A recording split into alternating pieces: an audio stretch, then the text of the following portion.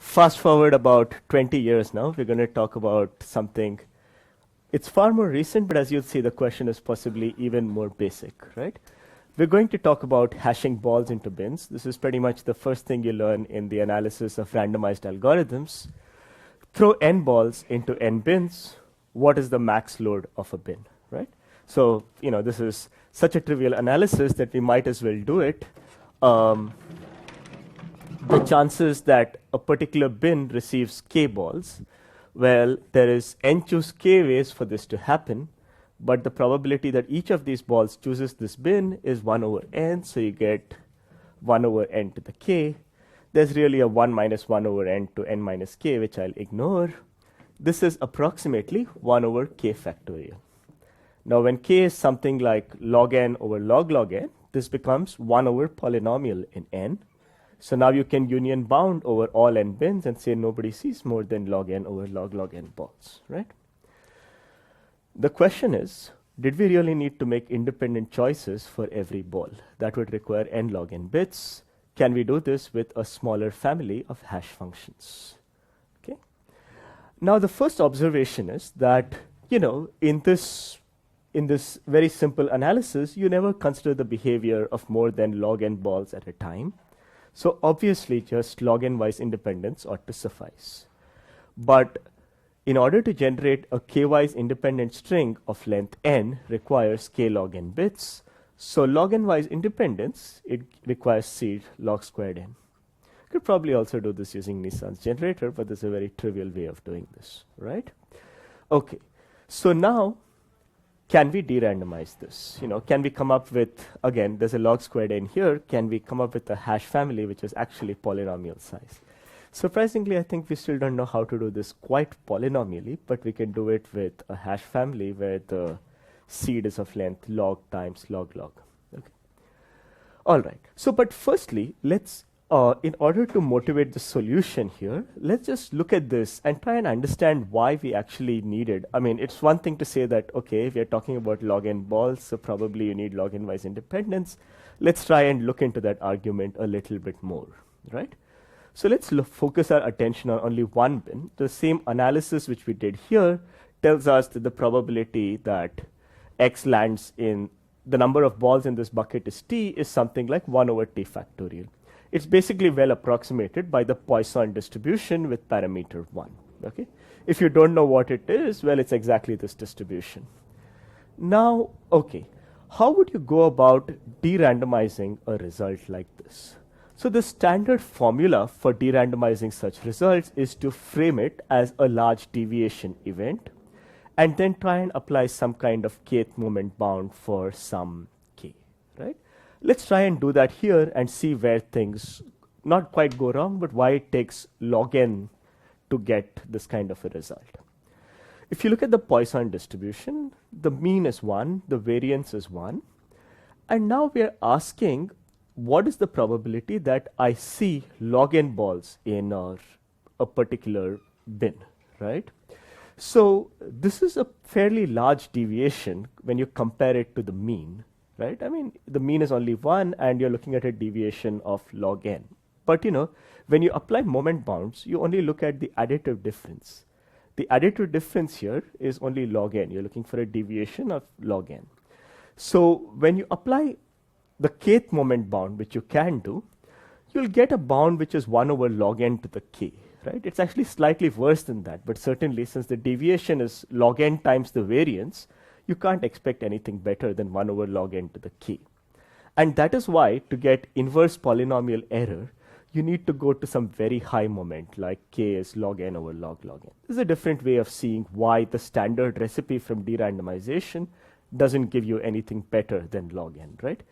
It's a largest deviation. You had a random variable of mean 1 and variance 1. You were looking for a deviation of log n. So the kth moment argument will say something like 1 over log n to the k. Okay, how do we improve upon this? This very nice paper by Sellis, Reingold, Segev, and Wieder, they came up with this brilliant idea that, let's do this lazily. Instead of throwing n balls into n bins, first let's just throw n balls into root n bins. Okay? Why does that make any difference? Well, again, let's look at one particular bin. Each ball has a probability 1 over root n that it will land in this bin. And now something changes. When you have n balls and each of them is landing in this bin with probability 1 over root n, the right approximation for this is the Gaussian distribution. It's no longer the Poisson distribution. So it's a Gaussian where the mean is root n, the variance is root n. Now this sounds like before, that the mean and variance are the same order of magnitude, but the right thing to look at is the standard deviation. So the mean is root n, but the standard deviation is only n to the 1/4. And we know that Gaussians have extremely sharp tails. So this means that when you do this, you're not going to see a load of even 2 root n in any one bucket, right? So you get much stronger concentration, and this is also more amenable to de-randomization, as you'll see in a minute. Okay. So as I said, the standard deviation is something like n to the 1/4. So what is the probability that you actually see a deviation of something like root n, right? This requires n to the 1/4 times the standard deviation. So if you use something like k-wise independence, which gives you tails like something 1 over t to the k, you'll get n to the some constant times k. So the k goes in the exponent here, right? So even if I take 100-wise independence here, not log n wise, not log n wise independence, just 100-wise independence, I am getting polynomially small error. The advantage with polynomially small error is that now I can union bound over all root n bins and say, hey, when I do this hashing down from n bins to root n bins, all the bins behave nicely. Nothing is too very loaded. I'm very unlikely to see 2 root n. In fact, I'm very unlikely to even see root n plus something like n to the 0.49 load in a particular bucket, right? But my goal was to throw n balls into n bins. I haven't achieved that yet. But now what we'll do, so yeah, I'm just saying the same thing again here, that, actually I should make this point. K-wise independence requires seed k log n. And the error you got is n to the minus k. So it's basically like whatever seed you invested, you basically got an error bound which is exponential in that seed length, which, it just feels like a very good thing to do, right? I mean, anything better than this should be impossible just because it's not that large a sample space, right? So, so this is nice, but how do we finish the job and actually throw n balls into n bins? The idea is now to just recurse, right? On day 1, we threw n balls into root n bins using k-wise independence, where k was something like 100. Now for each of these bins, we have something like, root n balls, give or take a few lying in there. Throw these into n to the 1/4 further bins, okay? And now what we're going to do is we're going to double the level of independence. If previously we used 100-wise independence, now we're going to use 200-wise independence. Why are we doing that? Well, we can afford it. The seed length for a k-wise independent string is k log n.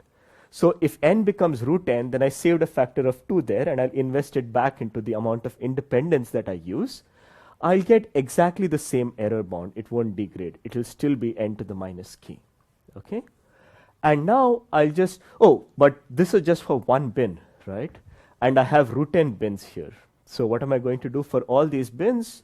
Well, finally, I just want to take a union bound across all these bins. So, I'll just do the silliest thing. I'll just reuse exactly the same random string across all these bins, okay? So then I just reuse randomness. And there is a base case. It's not important what it is, but basically once you reach polylog n many balls, you're done. There are a number of ways to finish no matter what you try, it's probably going to work at this point, okay? So this, it's a very simple, but it's an amazingly clever insight that what you do is you first hash it down to root n, right? And now you go down to n to the 1/4, but you double the amount of independence and just reuse the same string across buckets, right? So what is the upshot of this? How much randomness did you totally use? At the top level, we are using something like 100-wise independence. This requires seed length order log n. The way we set up our recursion, we use exactly log n bits per step. But now the dimension is shrinking much faster. We go from n to root n to n to the 1/4, so we bottom out in log n steps, right? So the overall seed length is log n times log n. Okay? Yeah. So Here you can use on, like, there's like an error parameter, epsilon. Yeah. Typically you don't want that to be 1 over poly, but like in this situation there's not really an epsilon, right? You know, there is an epsilon. I'm being a bit loosey-goosey when I say that, you know, it's like going to be 2 root n. Well, there's some chance you'll actually get a slightly larger load in some bin, and that will be your error, right? So, but you can, it's all polynomially small, so you can union bound, you know. The probability of exceeding the max load. Yes, right, yeah. So, I mean, it's a very sharp concentration phenomenon, right? Yeah. And the reason to increase from KY to 2KY besides the fact that you can do it is because you have more bins, I guess. Yes. I mean, you know, so, yeah, you didn't quite need to increase it at this point, but so really think about the case when n becomes something like 2 to the root log n, okay? And now you have a lot of bins. You have polynomial in n many bins. So you can't use ky's independence here. You'll use something like root log ny's independence so that the error is still inverse polynomially small. Yeah, that's a very good point. Thanks for bringing that up, right? So, and the 1 plus little o 1 should, I guess they don't add up. I mean, it's just the Read the paper. I mean, yes, they don't add up. And it's not very hard to see, but you have to do some careful bookkeeping here, you know. You can imagine that, you know, there's only log n. If this little o1 term is 1 over log n, I should be fine, right? So the final load only comes from the last step. I mean, the log n over log. No, he's making a good point. Where is log n over log n going to show up, that magic number?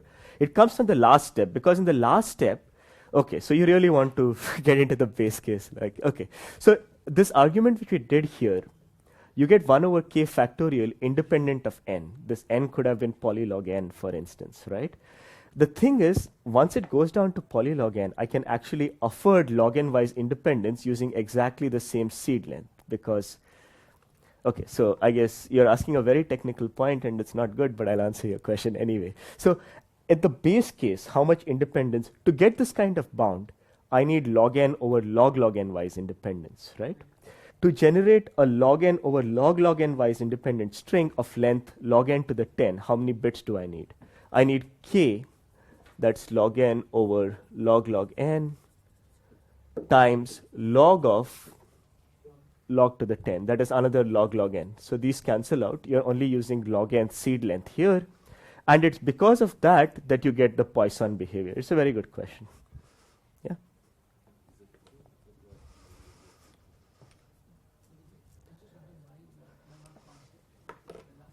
Yeah, why isn't this better than a random hash function, right? That would be very shady. But yeah, this is the reason why. Yeah.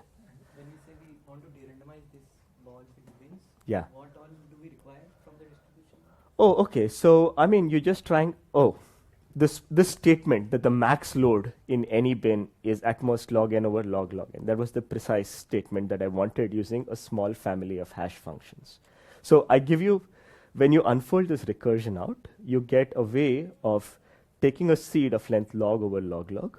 You use that to map n balls into n bins, and with 1 over poly, 1 minus 1 over poly n probability, nothing has load more than log over log n.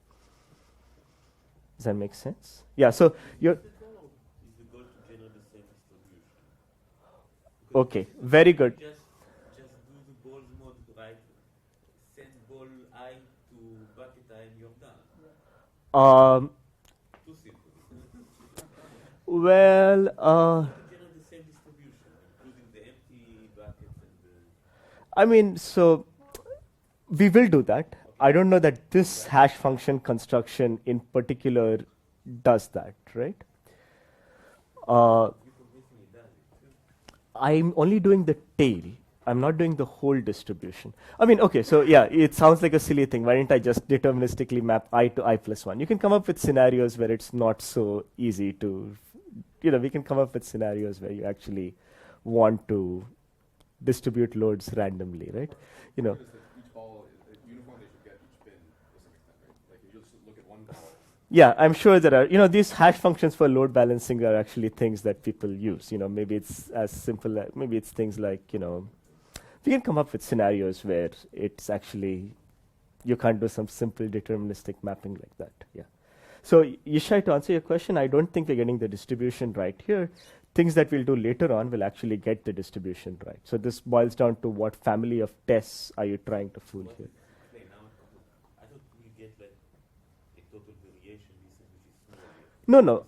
The only statement I'm trying to convince you of is that when you use this family of hash functions, no bin has load greater than log n over log n with very inverse polynomial probability, right? 1 minus 1 over poly n probability. We are claiming that if you use this wise independence, then it preserves the tail for the balls and bins. Yes, it's a very limited claim that this specific thing you can actually, yeah. Okay, so let's try and abstract a more general. So this question bugs me. Why do we care about this problem? It's you can take my word that it's well motivated. Load balancing hash functions. These are things that we actually want to do, and often it's too much randomness to use a truly random hash function. Okay, so let's try and abstract a template here, which we can then apply to a more general family of tests. The general idea here is that if an event is predictable, whatever that means, it shouldn't require true independence. It shouldn't require too much randomness, right? So when we throw n balls into n bins all at once, there's a lot that could happen in any bin. It could see no balls. It could see something like log n over log n balls, right? Each of these have some reasonable probability of happening. On the other hand, when we throw n balls into root n bins, that's much more boring. You're going to basically get root n balls in each bin. There is a small deviation, but there are very strong tail bounds there. And events which are so sharply concentrated, they are obviously much easier for us to de-randomize, right?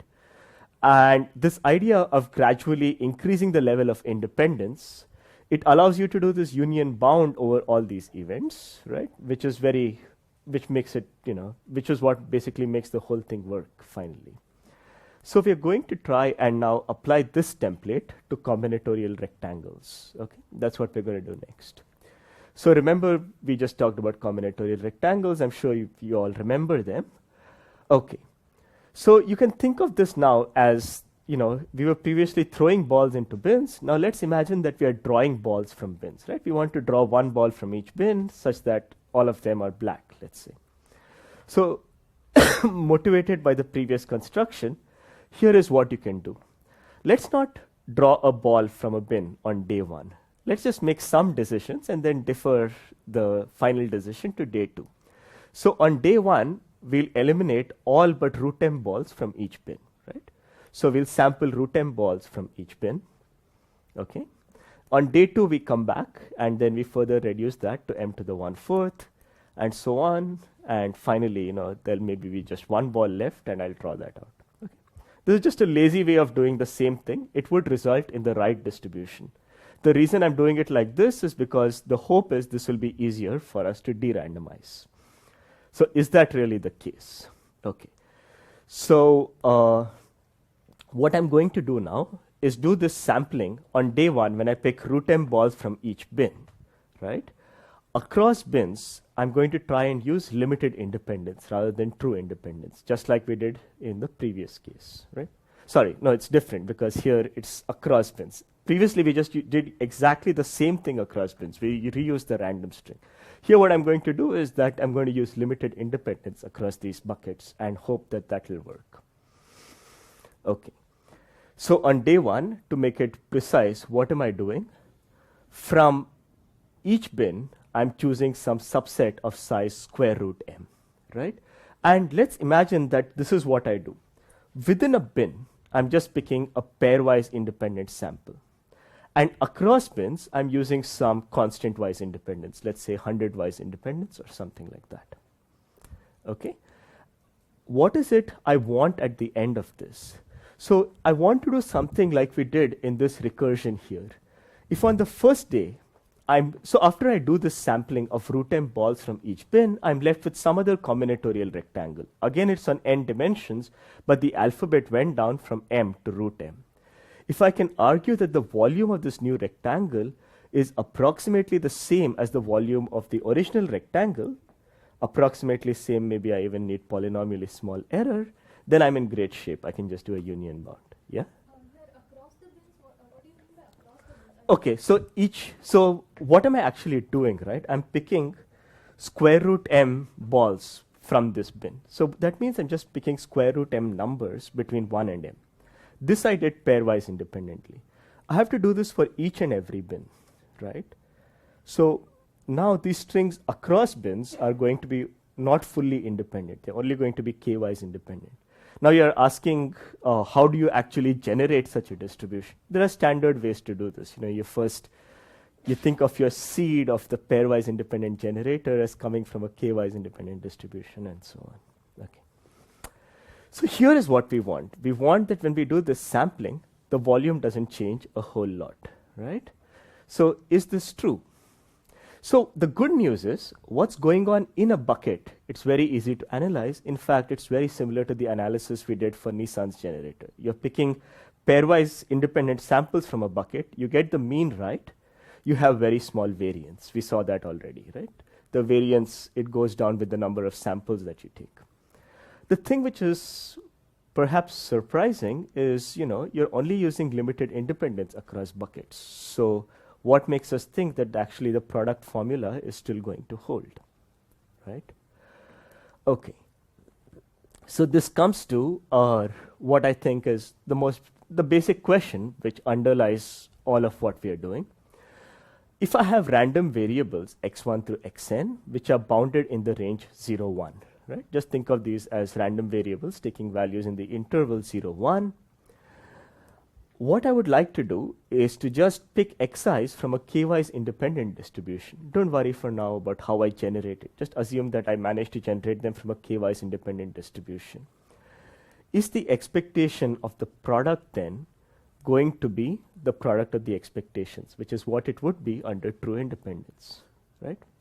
So this exactly gets the question that I had asked earlier, that in the product formula, do you really need true independence, or can you somehow make do with bounded independence?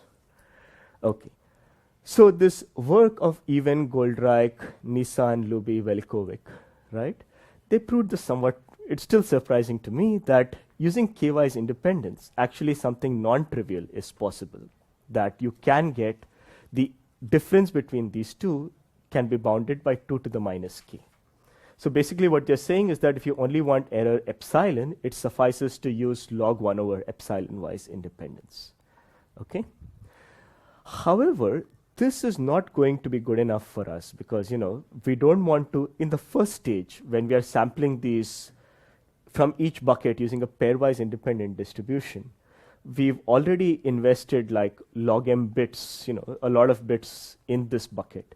And now if we want to choose something like log 1 over wise independence across the bins, we'll exactly get what they got, which is a log squared seed length, right? So can we do better? Okay. So the first thing to do here is to ask a slightly more general question, right? So here, we assume that the random variables are positive, and the proof, which I'll sketch for you in a second, it makes heavy use of the positivity. What suppose we get rid of that, but keep boundedness? I now have random variables x1 through xn. They're all in the range in the interval -1, 1. Now let me ask the same question. Under k-wise independence, is the expectation of the product the same as product of expectations? Okay. So I'm sure if I hadn't written this on the slide, someone would have pointed out that, hey, that just cannot be done. Let's think about the distribution where the last bit is the XOR of the first n-1 bits. And all of this is happening in the +-1 world, right? So xn for me is just the product of xi, I going from 1 through n-1. This is an n-1 wise independent distribution. But now if I look at the product of x1 through xn, it's always constantly 1, whereas under the uniform distribution, it's 0. So the bad news is that we tried to generalize, and we even lost the bound which we had before, which we were complaining wasn't good enough, right? So what's the point of doing this? Well, it draws our attention to some additional hypothesis which we need to make, which is that you need to assume these random variables have low variance, low total variance summed across them, and then apparently k-wise independence suffices. So the thing with parity is each variable has variance 1. So you sum the variances, that's n, right? So what in these couple of papers, this original paper, and then it was clarified greatly, at least to me, in this paper with Amir Yehudayev, we prove the following statement. If you have random variables x1 through xn bounded in the range -1, 1, if the total variance summed across all these variables is less than 1, then you can get a bound which is total variance raised to k, right? The total variance, let's say, is 2. Yeah. No, it's yeah. So actually, there's a k factorial. I thought somebody would ask this question. No. So this example, I could have killed ky's independence using parity of k plus 1, right? So the tight bound here is sigma squared raised to k divided by something like k factorial, or maybe square root of k factorial. So I think maybe you should, So I think maybe it's possible that you could prove a statement when sigma squared is less than k minus 1. We can prove it for sigma squared less than some constant times k. Yeah. Or maybe square root k, I'm not really sure. But yeah, this seems like a very limited thing, right? I mean, let's even forget this sharper statement which I mentioned. The variance could be anything between 0 and n. I'm giving you a statement which is particularly improves on this only when the variance is less than half, okay? But as you'll see, it's surprisingly useful. So I'm going to spend a bit of time going over this proof. But before we do that, let's just see how this will actually let us give a better generator for rectangles, okay? How do we use this here? So here is what we did.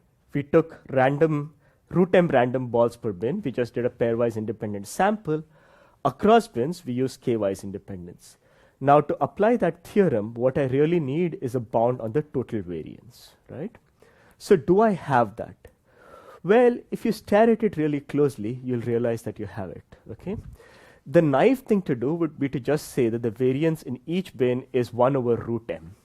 And then I'm summing across n bins, and who knows how n and root m compare to each other. But if you stare a little bit closely, you also have this pi times 1 minus pi factor. This allows you to actually get a bound on the total variance, which is inverse polynomially small in m. I won't do this, but if you really want to see it, come talk to me later, right? So when I do this pairwise independent sampling, in the interesting case, so okay, maybe I should just say a few words about why this could be interesting. Let's imagine that I have n bins, okay? I'm trying to pick from each bin and get a black ball across all bins. Now, if each bin has half the balls black and half the ball white, this is never going to happen. It's only a 2 to the minus n probability.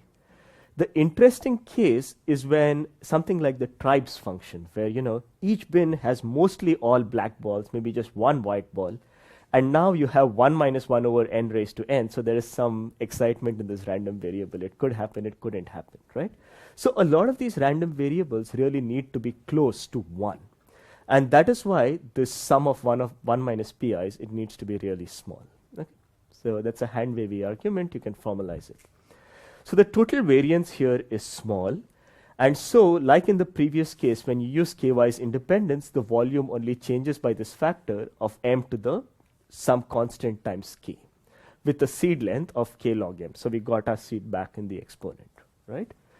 And now it's easy to recurse on this. The next day what you do is root m becomes m to the 1/4. The level of independence across bins doubles. You go on doing this, and finally, it bottoms out at some point, maybe when you just have one ball left in each bin, and that's what you finally produce, right? So there are log m independent steps here. In each step, I'm using something like order log n random bits. So overall, the seed length is log n times log m, right? And again, in this setting, all the errors are inverse polynomially small, right? So it's logarithmic even in this epsilon parameter. So is the construction clear? I mean, it's kind of, once you have this lemma saying that when the total variance is small, k-wise independence suffices, I think after that the generator construction more or less suggests itself, right? Okay. Now, since this is a workshop on algebraic complexity, I wanted to say a bit more about both these proofs, because these really are algebraic statements, all right? So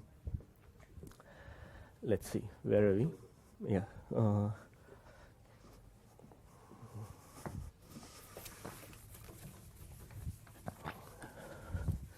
So let me start with this even Goldreich result. It's a very, it's a very simple and nice statement.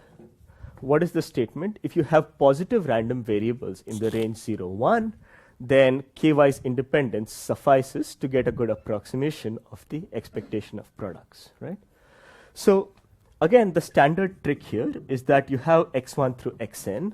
Now we argued that in the interesting case, let's kind of ignore the case where this expectation is anyway very, very tiny. In that case, there's lots of ways to skin the cat. So the interesting case is when these variables are very close to 1, so that the product of the expectation is some interesting number. So this naturally suggests that we should write each xi as 1 minus something. Look at the complementary random variable, which is also positive. It lies in the interval 0, 1, right? Let's look at this product instead. And now these inclusion-exclusion formulas, which go by many names, they tell us that, well, this is a sum I going from 0 through n of elementary symmetric polynomials minus 1 raised to, let's call it k, sk in y1 through yn, and that this sum alternates. If you stop at an even term, you'll lower bound it, odd term, you'll upper bound it, or the other way around. Okay. So now, if I truncate at level k, sk plus 1 is an upper bound on the error. Okay. And if I'm using a k-wise independent distribution, it will preserve the expectation of sk plus 1, just because k-wise independence preserves, or k plus 1 wise independence will preserve the expectation. So that way I can get a handle on if I can bound the expectation of sk plus 1, I'm done. Bounding the expectations of these things, how do you do it? It's a simple calculation to see that expectation of sk, y1 through yn, it's less than equal to expectation of something like S1, y1 through yn raised to k. And before Ishai asks me, I'll put a k factorial here. Okay. So this is kind of these inequalities go back to Newton and Maclaurin. These have been known for ages, right? Okay. So provided that S1 is not too large, this k factorial, right, will start, once you take k around log 1 over epsilon, it will make this thing really small. When I say S1 is not too large, S1 needs to be bounded by something like log 1 over epsilon. And that is anyway the interesting case, because this product, you can just upper bound it by e raised to minus summation yi. So if the sum of the expectations of the yi's were too large, this is the uninteresting case. And just take my word that there are many ways to handle that, right? Oh, in this inclusion-exclusion, the fact that they alternate, right? This thing, let me see. Maybe you do use positivity here. Yes, you're right. So this also uses positivity. Good point. Yeah. Okay. Yeah. Now, okay. So this is how the proof of this statement, the even Goldreich et al. Statement goes. So what do we do here? Well, the first thing is that we do a different expansion. Rather than doing inclusion-exclusion, we do something which really it's more of a Taylor series kind of. Yeah. We do something which is more like a Taylor series, right? So we have random variables in the range minus 1, 1. We've lost positivity anyway. So what we do is we take the product of the xi's. Now the fact that the xi's have very small variance says that most of the time they're very close to their mean. So it seems like a very reasonable idea to do something like a Taylor expansion about the mean, right? So I'm going to write xi as mu I plus yi, right? Where mu I is its expectation. Yi's are not going to be positive, but the xi's went positive anyway, so it's fine, okay? And now what I'll do is I'll factor out the product of mu i's. This is the thing I'd like to get. And then you'll get 1 plus yi divided by mu I, okay?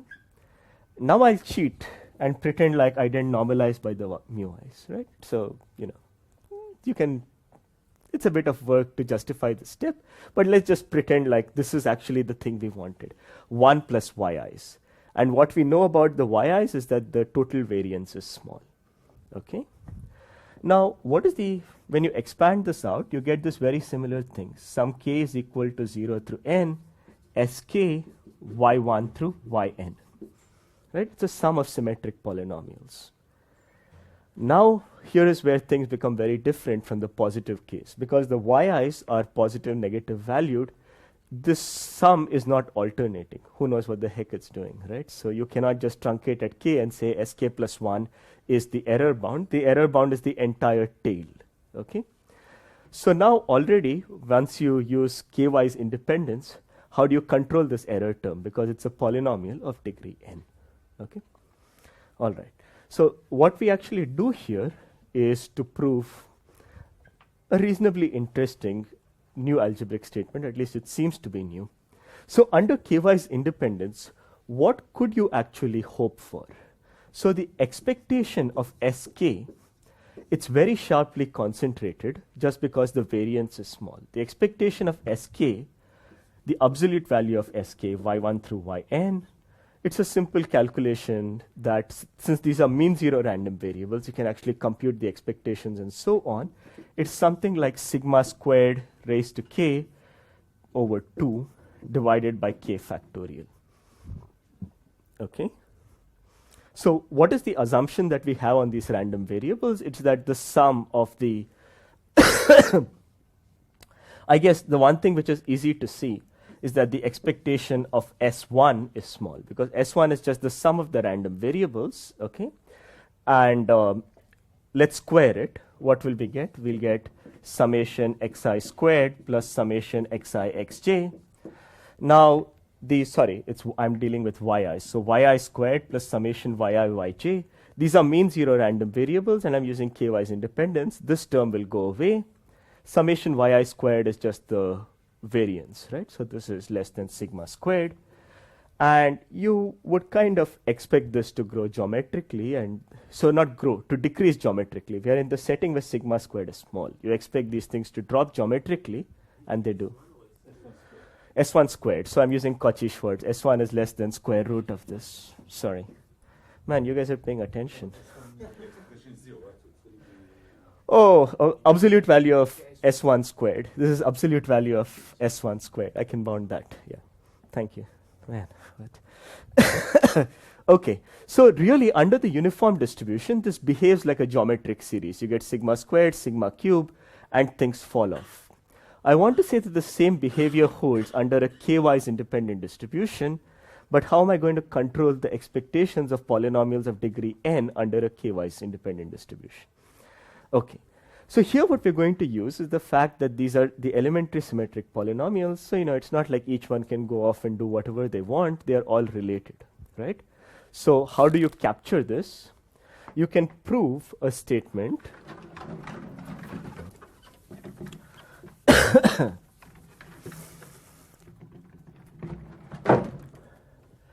So let me write two versions of this statement. So the main lemma which we prove is that if sk plus 1 of y1 through yn divided by sk y1 through yn, if it is small in absolute value, if it's like gamma, and sk plus 2, I can tell you that it's due to him, and I have no idea why someone would do something like this.